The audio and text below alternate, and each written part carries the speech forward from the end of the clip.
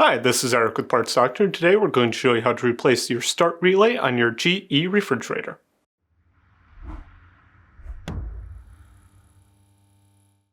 If you need to purchase a new start relay for your refrigerator, check out our website, partsdoctor.com, where we sell parts for all major appliance brands. If the start relay fails, it can cause the compressor not to run properly and the refrigerator to stop cooling. Since we will be working on the refrigerator's electrical components, disconnect the power to the refrigerator.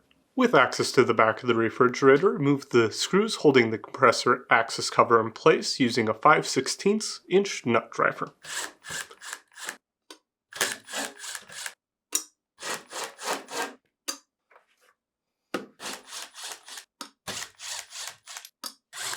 Then, slide the cover up to remove.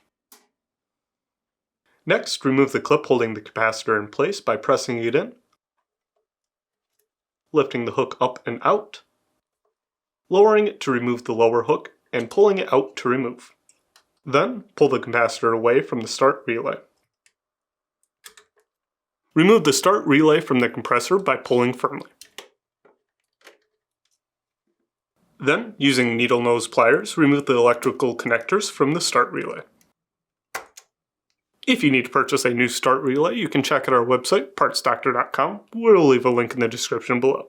You want to make sure you are searching with the model number from the tag on your refrigerator to make sure you are getting the correct part.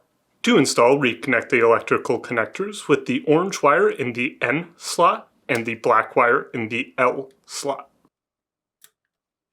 Then, align the start relay to the prongs on the compressor and push into place.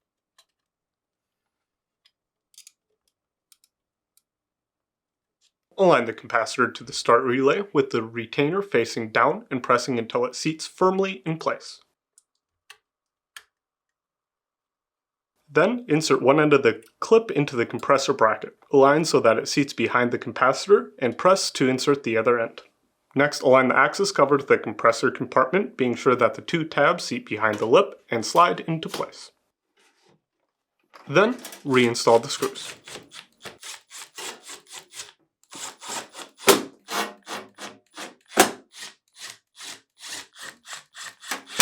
And that's it for today's video, and if you found this video helpful, make sure to leave us a like and comment down below, and for more videos like this, please consider subscribing.